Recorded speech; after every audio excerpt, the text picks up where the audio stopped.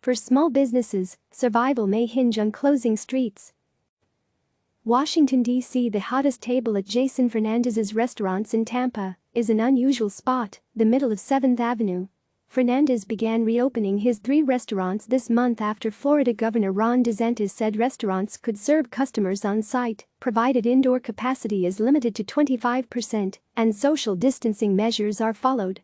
Tampa's government has launched a 2-week test to close some streets to car traffic so that restaurants can expand seating. Local governments, such as Tampa, are rethinking how street space is used to help businesses survive the pandemic. Many states are beginning phased reopenings that significantly restrict how many people may be inside businesses. Some cities are planning to remove curbside car parking or close entire streets so restaurants can shift tables onto streets, making it possible to follow social distancing guidelines and have enough customers to justify operating. Fernandez told CNN Business that he wouldn't be able to sustain his staff and pay bills with 25% capacity. He added that it would still be challenging at 50% capacity, the new threshold DeSantis said on Friday.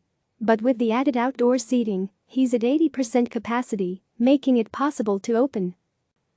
He initially opened his Mexican restaurant for Cinco de Mayo and planned to close it for a couple of days after Mother's Day to assess how things went and regroup. But business was good enough in the first week back that he decided to stay open with his usual hours of operation.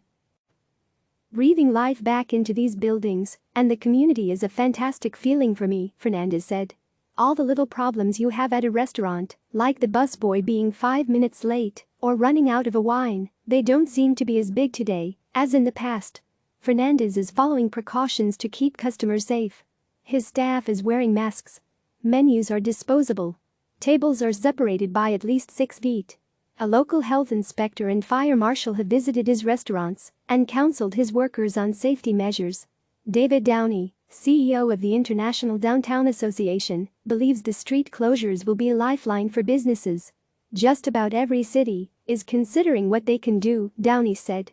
Businesses are suffering so deeply that any measure to help get people out of their homes and into the districts in a manageable way is absolutely to their benefit.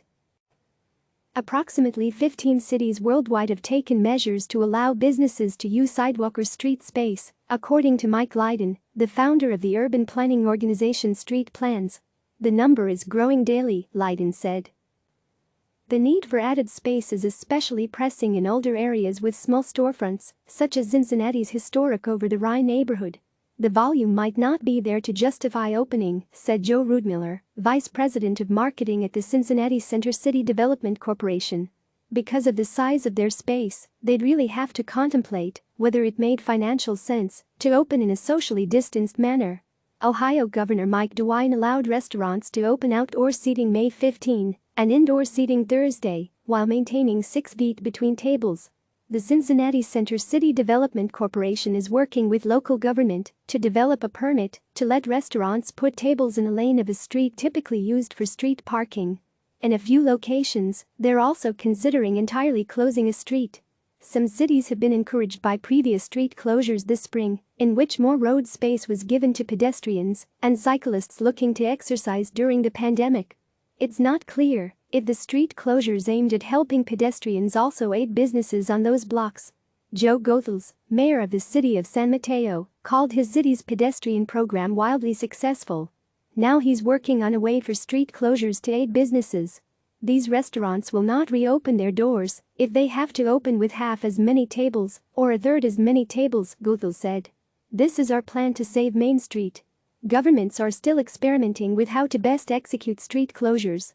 In one section of Tampa, rather than close a street, restaurants are expanding tables into their parking lots. Local neighborhoods are being asked to accommodate extra parking demand on their streets. Tampa Mayor Jane Castor said everyone has been receptive so far.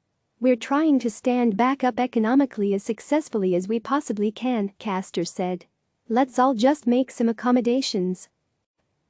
Click subscribe to receive the latest news.